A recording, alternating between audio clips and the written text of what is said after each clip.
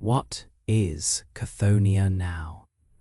That is the question that hangs over one of the most infamous worlds in all of Warhammer 40,000.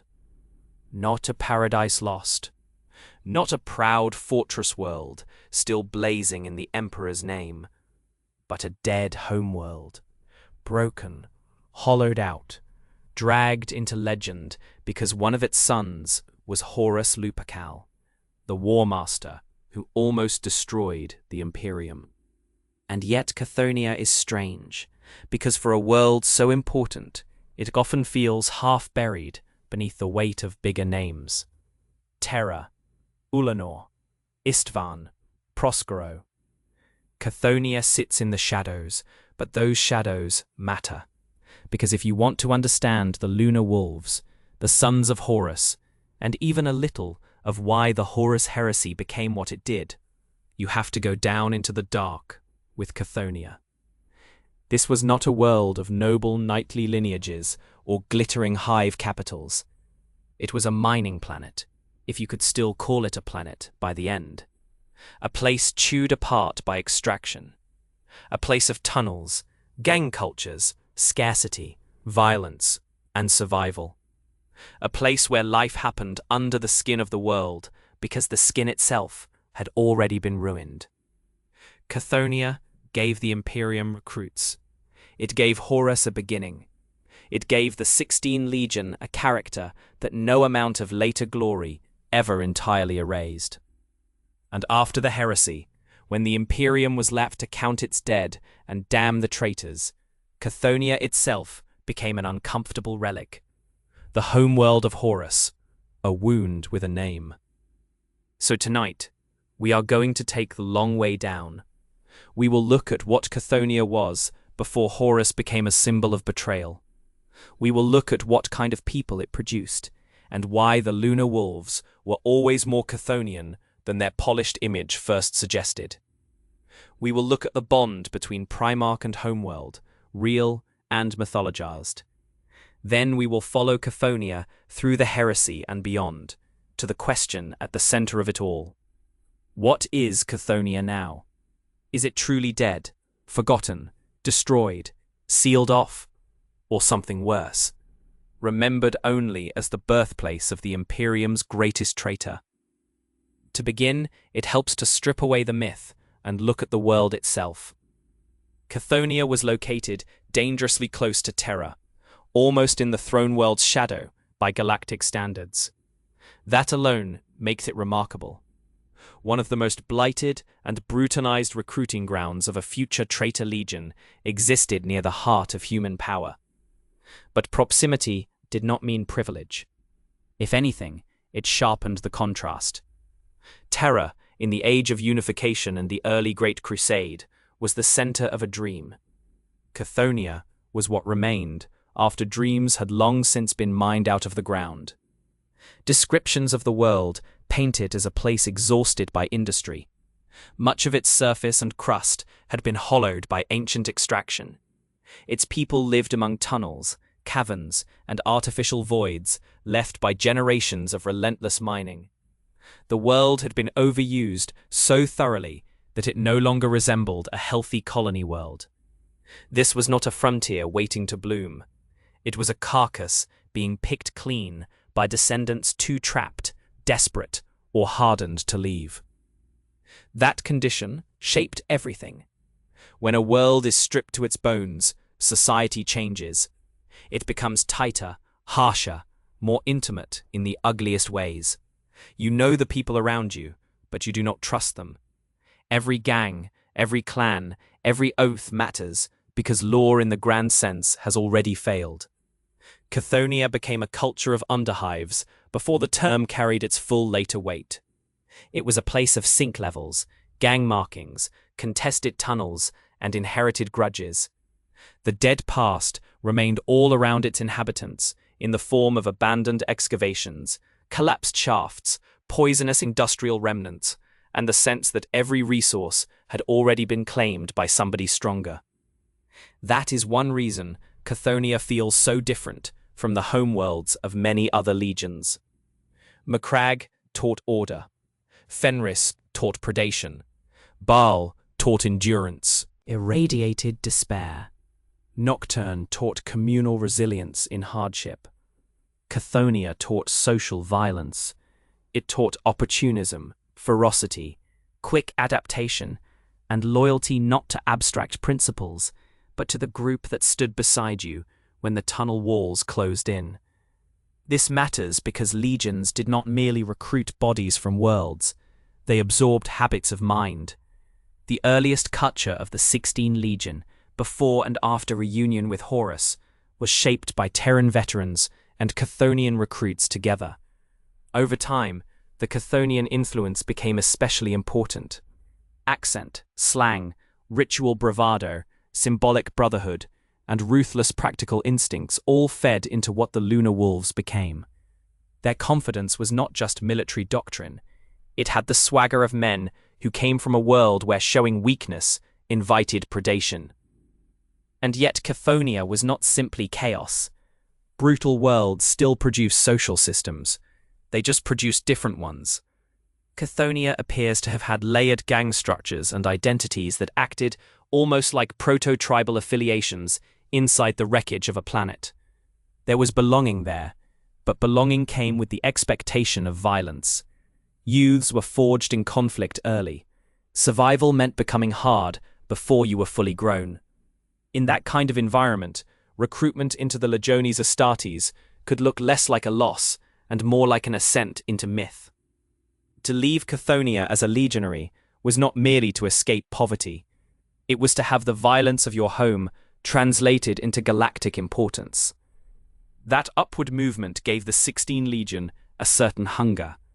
Chthonian recruits did not come from stability.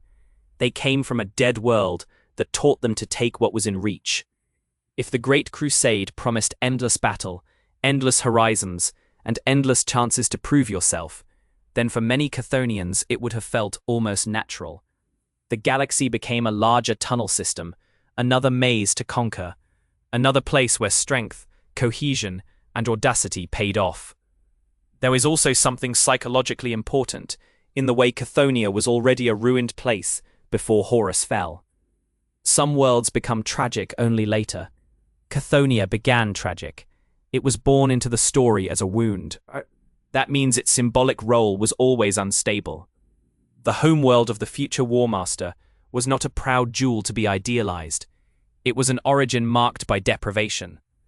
Later imperial memory, deeply hostile to anything connected with Horus, would have found that useful. Cthonia could be painted as morally polluted ground. But the reality is more complex. Cthonia did not create treachery by itself. It created hardness. It created ambition under pressure. It created men who knew how to belong to a pack and despise outsiders. Those traits can fuel heroism just as easily as betrayal, depending on who commands them. And for a long time, the one who commanded them was Horus. Horus's relationship with Cthonia is layered because, unlike some of his brothers, his identity is inseparable from the imperial project itself. He was the first Primarch found by the Emperor. He spent far more time by his father's side than most of his brothers ever did. He was shaped by campaign after campaign, long before many of the Primarchs were rediscovered. In that sense, Horus can appear less rooted in one world than someone like Mortarion or Angron, whose homeworld traumas define them. Horus became imperial, strategic, charismatic, and grand. He was the Emperor's son in a highly visible way. But Cthonia still mattered. It mattered because origins do not vanish just because they are later wrapped in gold. Horus was found on Cthonia, and the 16 Legion drew deeply from Cthonia. That gave Primarch and Legion a shared cultural source, even if Horus himself stood above ordinary Chthonian life almost from the beginning. He could speak to those recruits in a language they understood, not only literally, but socially. He knew the textures of dominance, allegiance, reputation, and controlled intimidation. He knew how men from hard places judged one another. He knew that loyalty was often personal before it was ideological. This is one reason Horus was so effective. He could move in multiple worlds at once. He could stand among remembrances and generals with regal ease, then turn and command the fierce devotion of warriors whose background made them suspicious of polished virtue. He was not only charismatic in the abstract, he could mirror people back to themselves. To the Emperor, he was the brilliant son. To other Primarchs, he could be brother, rival, mediator, or commander. To the Lunar Wolves, and later the Sons of Horus, he could be the supreme gang leader, elevated to cosmic scale, the chieftain of all chieftains, the warlord whose authority never had to explain itself because his success proved it. Chthonia's nearness to terror also adds a quiet irony here. Horus, found relatively close to humanity's heart, rose to become the architect of its near destruction. Cthonia, a world near the throne, became the nursery of the greatest rebellion against the throne. In a setting as symbolic as Warhammer 40,000, that contrast feels almost inevitable. The rot was not from the distant edge alone, it was near the center all along. Still, before heresy rewrites every memory, there was genuine glory in the bond between Horus and his legion. The Lunar Wolves were one of the finest legions of the Great Crusade. Fast, aggressive, flexible, and terrifyingly competent. They embodied the momentum of conquest.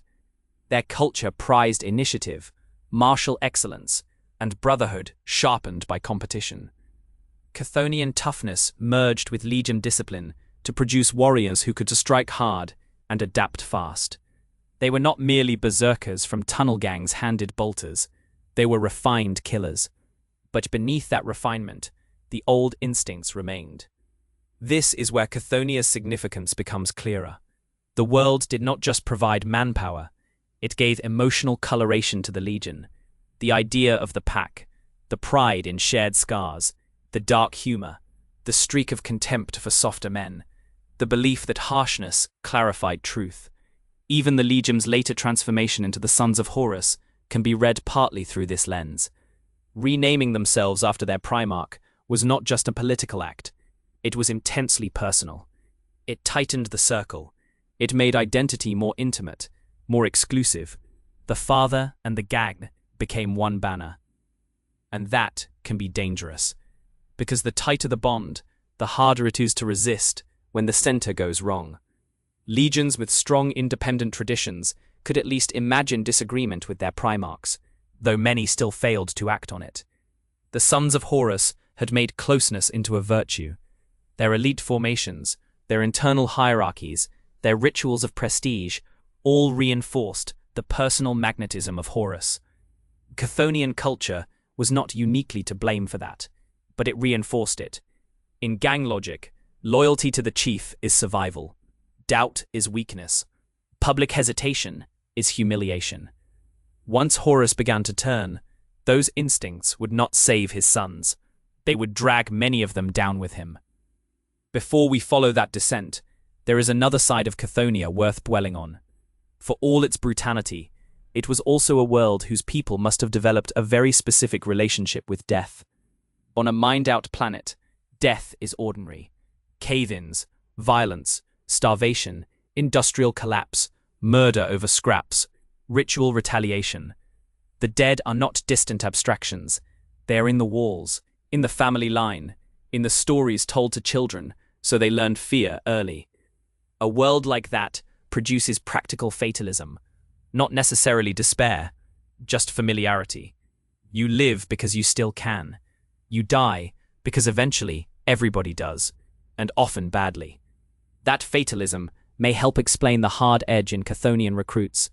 Easier to accept horrifying casualties. Easier to laugh in the face of danger, when your home has already taught you that life was never secure.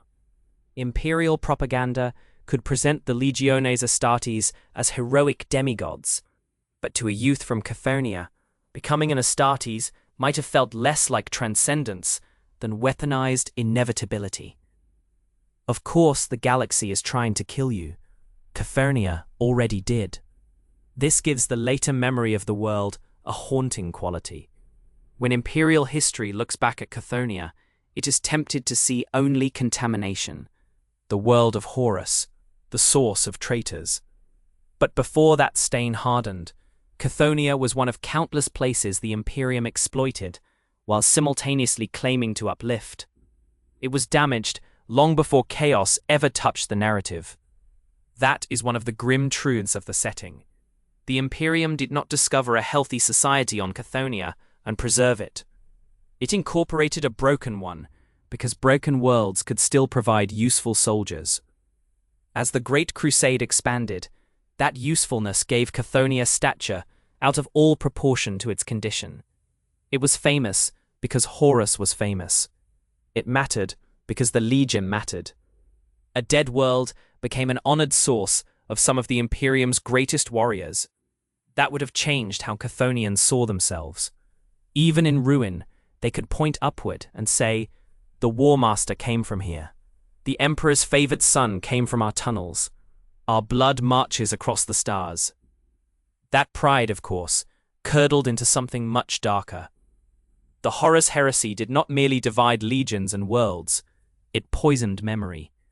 Every place associated with Horus became vulnerable to retrospective condemnation. Cthonia suffered that transformation at the level of symbolism before any practical punishment even enters the picture. Once Horus became arch-traitor, his homeworld could no longer be a simple recruiting ground with a rough reputation. It became the birthplace of damnation in imperial myth. During the heresy itself, the strategic and emotional importance of Cthonia intensified. It remained bound to the 16th Legion, whose name had become the Sons of Horus. It remained a reservoir of identity for warriors increasingly severed from any claim to serving the Emperor's universal mission. As the rebellion deepened, old loyalties narrowed. Legion became tribe. Tribe became warband in waiting. Cthonia, already a world of pack identities, sat behind this transformation like a buried ancestral drumbeat. Sources on Chthonia's exact experience during every phase of the heresy are not as richly layered in the mainstream imagination as those of the major battlefields, and that itself contributes to the mystery. Cthonia is one of those names that looms larger than its surviving clear narrative spotlight. But what we can say is this: it remained inextricable from the fate of Horus and his sons, and that fate was catastrophic. The heresy shattered not just armies, but institutions of memory. A world associated with the rebel Warmaster was not likely to be treated gently after the war. Even before final imperial judgment, Chthonia's own value was declining. It had always been overexploited. Its resources had been drained over the long ages. The Great Crusade had used it for recruits, not because it was flourishing, but because it was hard. Once the political prestige of being Horus's world became a curse, what remained to protect it? Not wealth, not beauty, not moral innocence in the eyes of imperial survivors. Only history, and history had turned against it. To understand what Cthonia became after the heresy, we need to be careful with the language of death in Warhammer. Worlds die in different ways. Some are virus-bombed into silence. Some are consumed by tyranids. Some become daemon worlds, physically alive but spiritually lost. Some remain populated while every original meaning is erased. Some are abandoned because they are no longer economically useful. Legally dead, struck from memory or buried under censorship. Cthonia is dead in more than one of those senses. Physically, the world had already been close to spent. The term dead homeworld fits because Cthonia was effectively a mined-out shell. Accounts point to a planet so ravaged by extraction that its future as a living world was always doubtful. The crust and underworld had been carved apart. Habitation existed because humans are adaptable and cruelly persistent, not because the planet remained healthy. A world can continue to host life long after its essence has been exhausted, and Cthonia seems to have reached that grim threshold. Politically and spiritually, the heresy likely killed it twice over. After Horus's defeat at Terra and the scouring that followed, anything tied too closely to the rebel center became suspect, targeted, or erased. A homeworld of the arch-traitor could never again function as a celebrated imperial recruiting base in the old way. The very name would be toxic. Even if people still physically lived there for a time, imperial institutions would have had every reason to sever, suppress, or control the narrative. No world near Terra could be allowed to remain a shrine to Horus, intentional or not. And so Cthonia became a dead world of memory, not only ruined, but cursed in the historical imagination. There is a particular sadness in that. Some traitor homeworlds remain vivid because they continue as active nodes of corruption or memory. Prospero burns in recollection because of Magnus and the Thousand Sons. Barbarus lives in the myth of Mortarion. Colchis carries the shadow of Lorgar's faith. Cthonia, by contrast, feels emptier. Its importance comes through absence. It is famous because someone came from there, not because the world itself kept speaking loudly afterward. In a way, that fits. Cthonia had always been a place hollowed out from within. After the heresy, even its narrative presence became a hollow. Yet that emptiness should not trick us into thinking Cthonia ceased to matter. In 40k, dead worlds are often powerful precisely because they become symbols. For imperial historians, if they dare discuss it plainly, Cthonia is a warning. For students of Legion culture, it is essential evidence. For chaos-minded warbands descended from the Sons of Horus, it can function as ancestral ground, whether literally accessible or not. For modern audiences of the lore, it is a question mark with a famous name attached. That is why we are still asking what it is now. Part of the answer lies in what became of the Legion it raised. The Sons of Horus did not survive the heresy in any stable sense. After Horus died, their identity imploded. They were hated by the Imperium, hunted by loyalists, and despised by many fellow traitors who blamed them for the failure of the rebellion. The name Sons of Horus itself became a burden. Eventually, under Abaddon, the shattered remnants would reject that name and become the Black Legion. That transformation is one of the most significant post-heresy rebrandings in the setting. It was not just a new banner. It was an attempt to escape the humiliation of being defined by a dead father who had failed. Think about what that means for Cthonia. If Horus's own surviving sons wanted distance from the direct legacy of Horus, then the homeworld tied to his origin becomes even more stranded. The Black Legion is vast, terrible, and deliberately supralegionary. It draws from many sources. It does not exist to preserve Cthonia. It does not need a dead mining world near Terra as a living homeland. So even among traitors, Cthonia is not necessarily central in practical terms. Its descendants moved on into the Eye of Terror, into warbands, into 10,000 years of bitterness and raiding. The ancestral tunnel world became one more relic behind them. That leaves Cthonia in a strange position. Too tainted for the Imperium, too ruined and strategically awkward to serve as a major. Continuing center for traitors. Too famous to vanish entirely. Too empty to remain active in the imagination without deliberate excavation. This is often where the phrase dead homeworld does its best work. It does not mean only that the planet is lifeless in a literal biological sense, though it may be close. It means the world no longer functions as a home. Home implies continuity, a people, a future, a place where identity returns to ground itself. Cthonia lost that. Horus left it. The legion that loved him was broken. The Imperium would never honor it again. The traitors would never truly rebuild there. Whatever population remained after the Age of Glory and Rebellion would exist among the ruins of someone else's myth. There is also the issue of imperial censorship. The Imperium is not a neutral archivist. It manipulates, suppresses, and sanitizes. Information about traitor origins is dangerous in a regime built on dogma and fear. Over millennia, the average imperial citizen knows little or nothing of the full truth of the Horus Heresy. Even many educated servants of the Imperium know distorted versions. In that context, Chthonia's obscurity is understandable.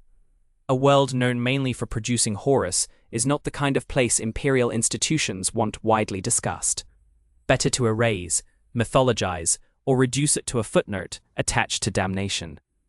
But total erasure is impossible. The Adeptus Astartes, imperial savants, the Inquisition, and other powerful bodies preserve knowledge selectively. So Cthonia survives in records, in forbidden texts, in Legion histories, and in the inherited memory of those who study the age of the Primarchs. It survives the way a mine scar survives under dust, covered, but still there, if you know where to dig. And if we dig a little further, another uncomfortable truth appears. Cthonia was not exceptional in being brutal. The Imperium contains innumerable hellish worlds, hive slums, death worlds, penal pits, forge toxins, irradiated wastelands, feral wastes. The reason Cthonia fascinates us is not because it was uniquely awful. It is because one of the most important beings in human history came from there.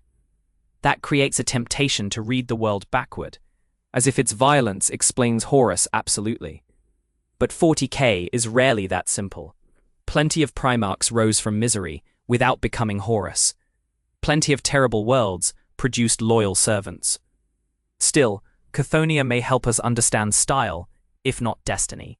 Horus's rebellion was grandly ideological on the surface, but it was also deeply personal. Resentment, ambition, brotherhood, grievance, private persuasion, wounded pride. Elite circles binding together under one dominant figure. These are themes that resonate with Chthonian social logic. When a society grows in gang strata and tunnel loyalties, politics can become intensely personal. You do not need a formal constitution to know who rules. You feel it in threat, charisma, and advantage. Horus scaled that instinct upward to a galactic civil war. His court, his favored captains, his mournival, his manipulation of trust, all show the political genius of someone who understood allegiance in the bones. So what is Cthonia now? In one sense, it is the fossil of that understanding, a dead world that still explains living patterns in the descendants of the 16th Legion and the memory of the Heresy.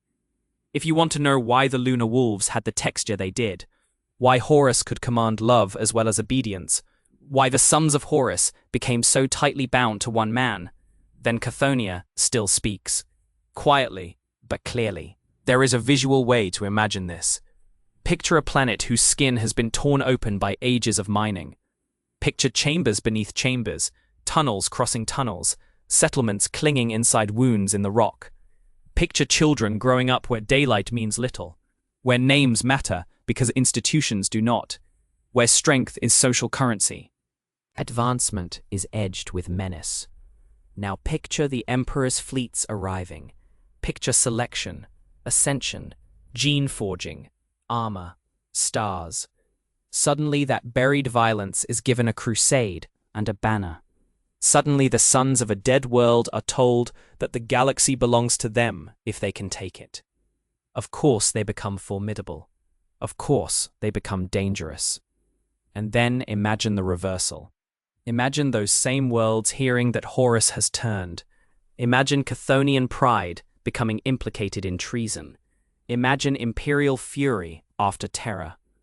Imagine records purged, honors revoked, supply and governance transformed or terminated, the old identity poisoned beyond repair. A world that once boasted of being the source of the Warmaster now bears the shame of being the source of the arch-traitor. Even if no bomb ever fell, that would be a kind of cultural extermination.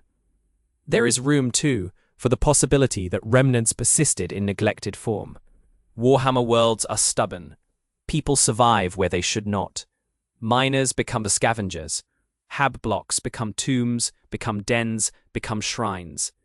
If any population endured on Cthonia after its political death, what would they be? Descendants of descendants, living among stripped caverns, under the shadow of forbidden history, perhaps watched or ignored by imperial authorities, depending on the era. Such people would inhabit one of the strangest inheritances in the Imperium, not simply poverty, but proximity to an erased origin story. That possibility is compelling because it reminds us that worlds are not just symbols. They are places where ordinary lives continue after legends move on. We often discuss Cthonia only as the place of Horus and the Lunar Wolves, but there were workers there.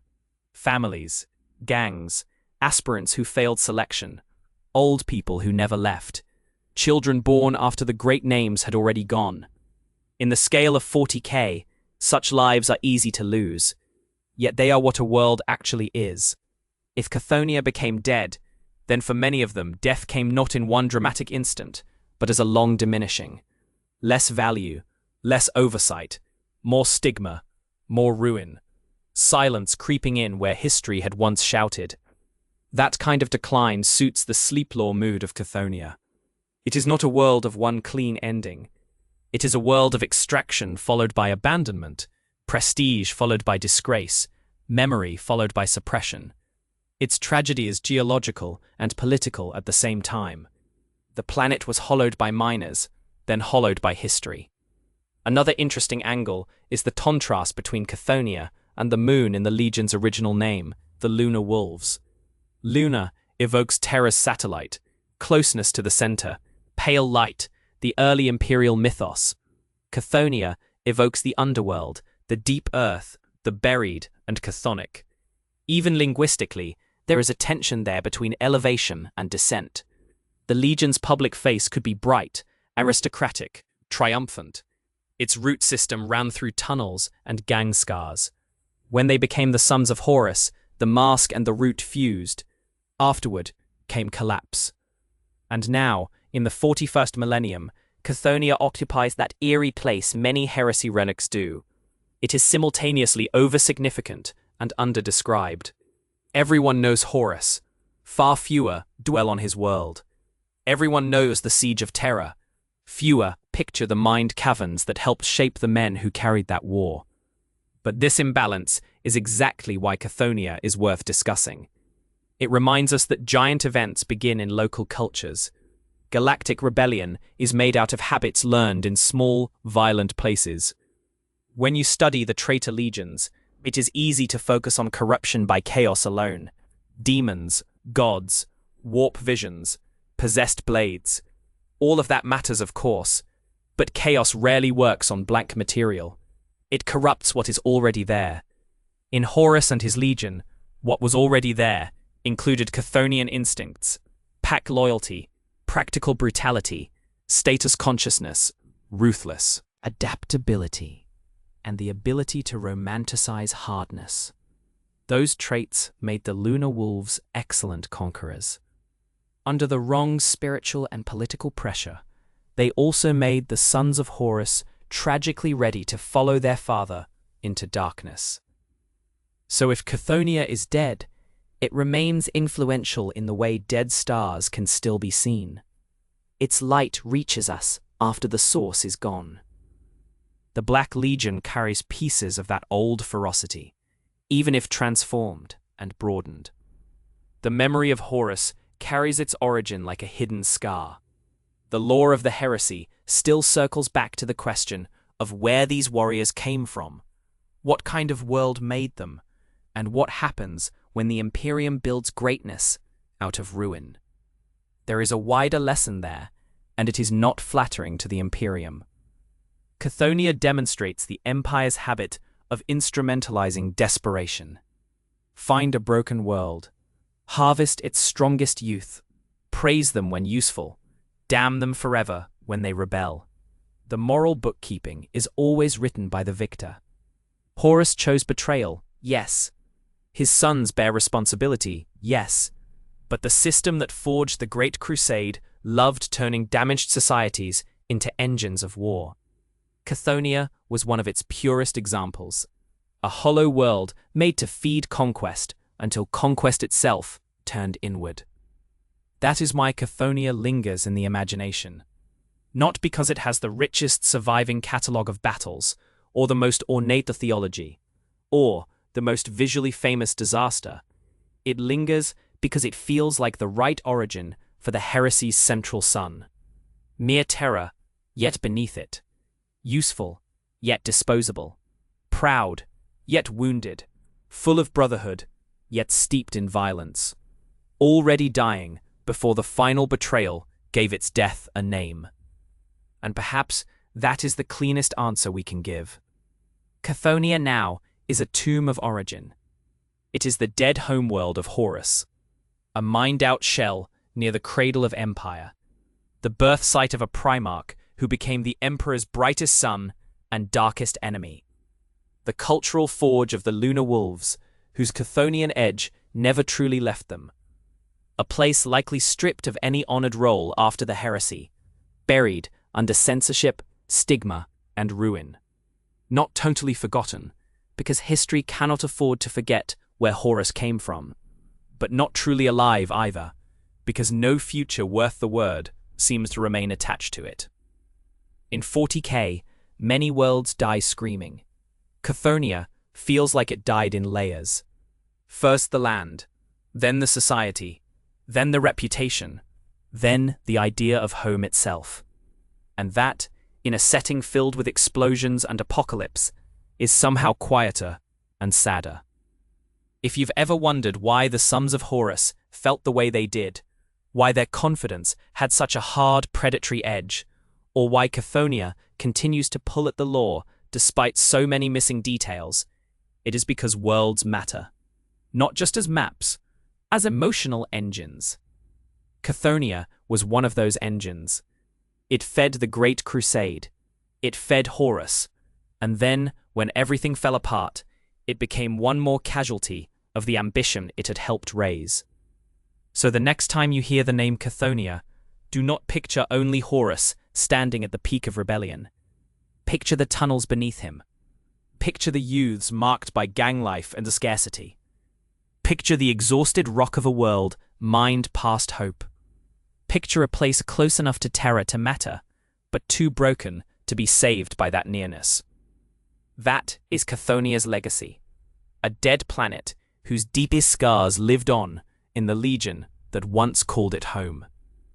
And if you enjoyed this deep dive, let me know what hidden corner of heresy or traitor Legion lore you want to explore next, because some of the most fascinating stories in 40k are not the loudest ones. They are the ones half buried in the dark, waiting for someone to dig them back up.